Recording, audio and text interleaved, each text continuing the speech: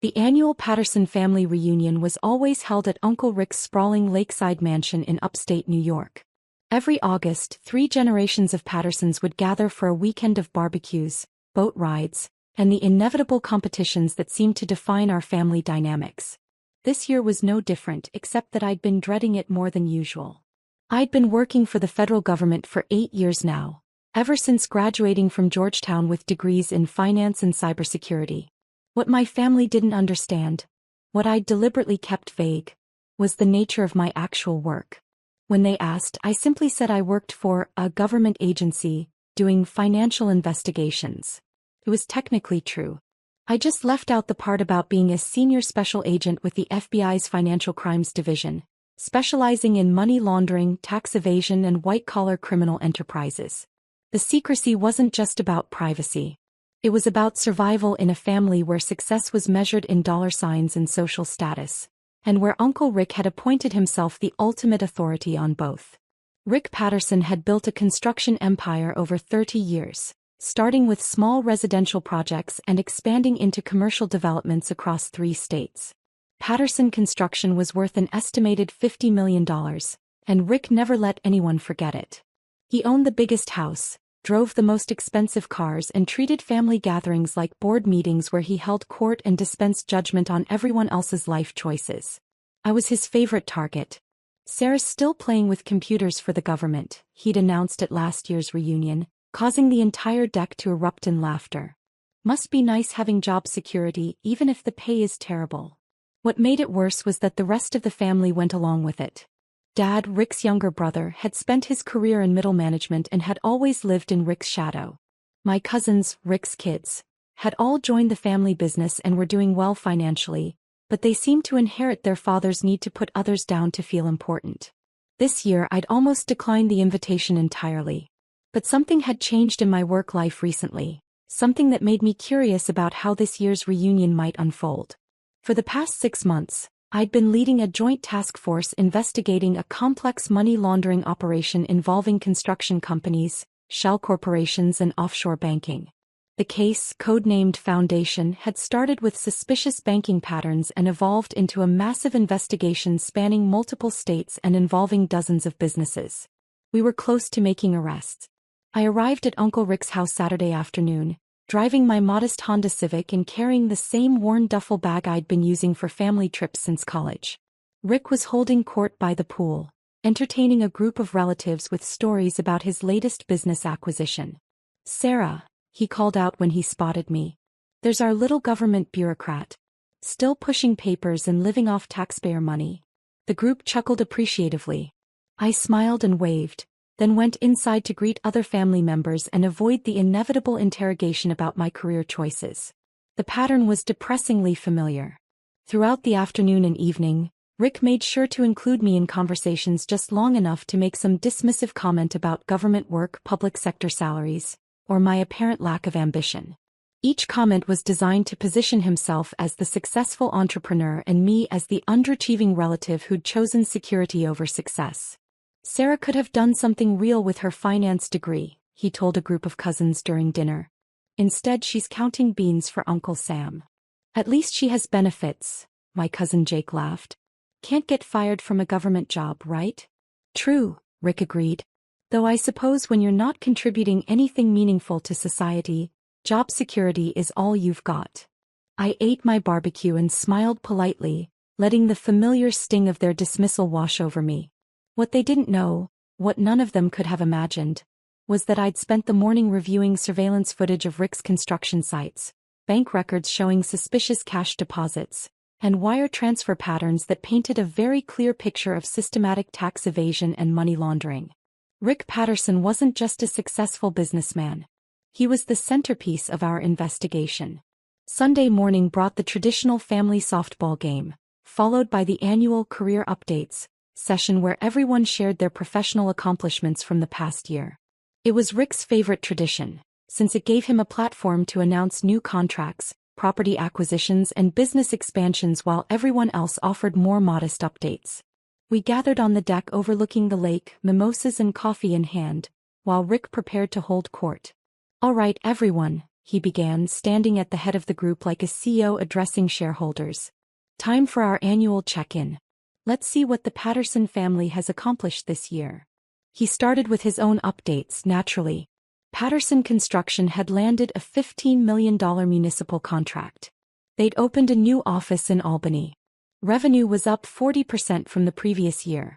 Not bad for a guy who started with a pickup truck and a toolbox 30 years ago, he concluded to appreciative applause. My cousins followed with their updates. Jake had been promoted to project manager. Lisa had successfully bid on several new developments. Mark had expanded the company's equipment leasing division. When it came to my turn, the deck went quiet with anticipation. This was always the moment when Rick would find some way to diminish whatever I shared. Well, I began, it's been an interesting year. I got a promotion to senior special agent level, which was nice. Senior special agent, Rick repeated with amusement. Sounds very official. What does a senior special agent do that a regular special agent doesn't? Mostly leadership responsibilities. Managing task forces, coordinating with other agencies, overseeing complex investigations. Complex investigations, he laughed. Like what, tracking down people who fudged their tax returns? The group chuckled and I could see family members exchanging glances that said, "Here we go again." "You'll never amount to anything," Rick continued, his voice getting louder and more theatrical. "Still working that little government job?" Everyone laughed and I could see the familiar dynamic playing out. Rick was performing for his audience, establishing his dominance over the family disappointment.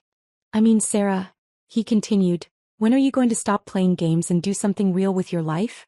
You're 34 years old. You could have been running your own business by now, making real money, building something meaningful." The laughter had died down, but I could see heads nodding in agreement. Even Dad was staying silent, unwilling to challenge his older brother's assessment. "Government work is fine for people who want to coast," Rick went on, really warming to his theme now. "But you were always one of the smart ones. You could have been something important." I stood up slowly, setting down my mimosa glass. "You know what, Uncle Rick? You're absolutely right." He looked surprised by my agreement, clearly expecting more resistance. "I should stop playing games," I continued. "I should do something meaningful. Excuse me for just a moment." I walked into the house, leaving behind a deck full of confused relatives. In the bathroom, I pulled out my phone and sent a text to my task force coordinator. "Proceed with the operation. I'm on site and ready." The response came back immediately. "Units are in position. Give us 5 minutes." I waited exactly 5 minutes, then walked back outside to the deck where my family was still gathered, now discussing my strange behavior. "Sorry about that," I said, retaking my seat. "Where were we?" "We were discussing your career choices," Rick said with renewed confidence. "I think you were about to acknowledge that government work isn't exactly a path to success." "Actually, Uncle Rick, I wanted to ask you about your success. Patterson Construction has done remarkably well recently." His chest puffed with pride. 40% revenue growth this year alone. That's impressive. A lot of cash flow for a construction company. Cash is king in this business, Sarah. You'd understand if you worked in the real world. "I'm curious about something," I continued conversationally. "Do you handle all that cash through traditional banking channels?" Rick's smile faltered slightly. "What kind of question is that?" "Oh, just professional curiosity. In my little government job, I see a lot of businesses struggling with cash management, regulatory compliance, that sort of thing." "We handle our finances perfectly legally," he said, his voice taking on a defensive edge. "I'm sure you do. Though I have to say, some of the cash deposit patterns I've seen in construction companies can look unusual to untrained eyes." The deck had gone quiet. Family members were looking back and forth between us, sensing tension but not understanding the source. "Sarah," Dad said nervously, "maybe we should change the subject." "Actually, Dad, I think this is a perfect time to share some exciting news about my work." I stood up again, and this time I could see 3 figures in dark suits walking around the side of the house toward the deck. "You see, Uncle Rick, you're right that I've been working a little government job. But you might be interested to know that my little job involves investigating financial crimes. Money laundering, tax evasion, that sort of thing." Rick's face had gone pale. "What are you talking about?" "I'm talking about Operation Foundation," A 6-month investigation into a money laundering network involving construction companies in New York, New Jersey, and Connecticut. The 3 FBI agents had reached the deck now, and I could see family members noticing them with growing alarm. "Rick Patterson?" said Agent Martinez, the task force leader, stepping forward with his badge visible. "Yes." Rick's voice was barely a whisper. "You're under arrest for conspiracy to commit money laundering, tax evasion, and wire fraud." The deck erupted in shocked exclamations as Agent Martinez began reading Rick his rights. Agent Chin moved to secure the perimeter while Agent Rodriguez coordinated with local law enforcement units that were arriving to search the property. "This is a mistake," Rick said, but his voice lacked conviction. "Sarah, tell them this is a mistake." I looked at him calmly. "Uncle Rick, for 6 months my task force has been tracking cash deposits, wire transfers, and banking patterns associated with Patterson Construction. We've documented systematic underreporting of income, use of shell companies to hide assets, and coordination with other businesses to launder money through construction projects." The family was staring at me in complete shock. Dad looked like he might faint. He whispered. "You've been investigating Rick?" "I've been investigating a criminal enterprise," I corrected. The fact that it involved Uncle Rick was professionally awkward. "How long have you known?" Rick asked as Agent Martinez secured handcuffs around his wrists. "Known that you were involved?" "About 3 months. But I recused myself from the direct investigation at that point and let my team handle the evidence gathering." 3 months. Mom gasped. "You've known for 3 months and still came to family gatherings?" "My job is to investigate financial crimes, not to warn criminals that they're under investigation," I said simply. "That would be obstruction of justice." As the agents led Rick away, he turned back to look at me. "This isn't over, Sarah. I'll fight this." "Uncle Rick," I said quietly, "we have 18 months of financial records, surveillance footage, recorded conversations with your co-conspirators, and documentation of $12 million in unreported income. The case is actually very much over." The next few hours were a blur of activity. FBI teams searched the house and grounds while family members sat in stunned silence, processing what had just happened. Several relatives left immediately, not wanting to be associated with the scene. Others stayed and peppered me with questions I mostly couldn't answer due to the ongoing investigation. Dad pulled me aside as the search teams were finishing up. "Sarah, I need to understand what just happened." "What happened is that Uncle Rick has been running a criminal enterprise for years and finally got caught." "But you're FBI?" "Senior Special Agent, Financial Crimes Division. I specialize in white-collar criminal investigations." "For how long?" 8 years. Since I graduated from Georgetown." Dad sat down heavily on a deck chair. 8 years. We've been making fun of your government job for 8 years and you're actually what, Dad?" "Actually someone important. Someone who matters." I looked at my father, this man who had spent my entire adult life apologizing for my career choices, making excuses for my lack of traditional success, and enabling his brother's constant criticism. "Dad, I've always been important. I've always mattered. My job has always been meaningful. The fact that Uncle Rick couldn't see past his own prejudices about government work doesn't change that." "But we didn't know." "You didn't know because you never asked. When I told you I worked in financial investigations, you assumed that meant something boring and unimportant. When I said I specialized in white-collar crime, you tuned out because it wasn't as exciting as construction contracts." Dad was quiet for a long moment. "What happens now?" he asked finally. "Now Uncle Rick goes through the legal system. He'll be charged, probably tried, and if convicted, sentenced according to federal guidelines for financial crimes." "What about the family business?" "That depends on how deeply the other employees were involved. If Jake and Lisa and Mark were just employees who didn't know about the illegal activities, they might be able to continue operating legitimately. If they were active participants..." I shrugged. "How much trouble is Rick in?" I thought about the evidence we'd compiled. Bank records showing $12 million in unreported income. Shell companies used to hide assets. Coordination with other businesses to launder money through fake construction projects. Bribery of municipal officials to secure contracts. A lot of trouble, Dad. Federal sentencing guidelines for money laundering and tax evasion are severe, especially when the amounts are this large.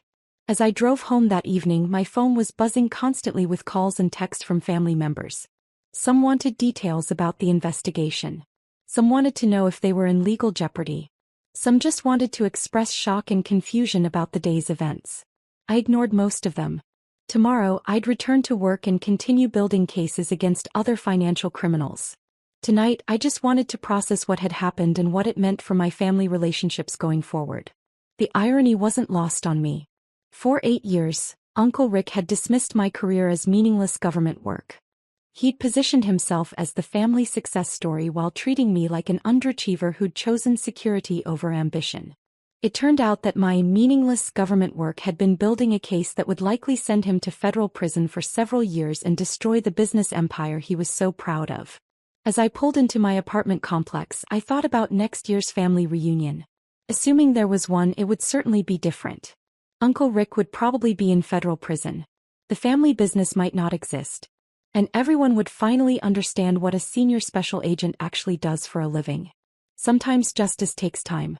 But when it arrives completely. 3 months later, I received a call from Dad. "Sarah, I wanted you to know that Rick took a plea deal."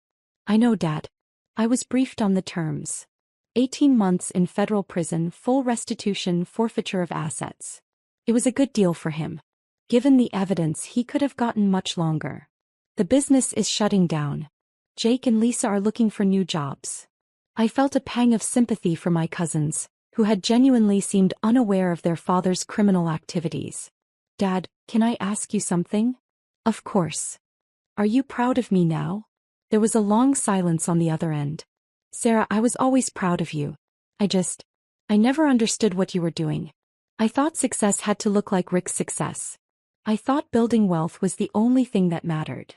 And now I realize that what you do, protecting people from criminals, making sure the system works fairly, that's actually more important than anything Rick ever built."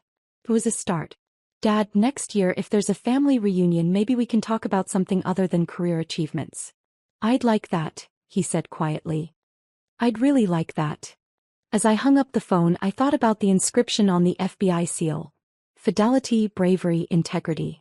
For 8 years, I'd lived those values while my family dismissed my work as unimportant. But values don't become less important just because other people don't understand them. And sometimes, living those values means standing up to people you love, even when it costs you. Even when it costs them everything.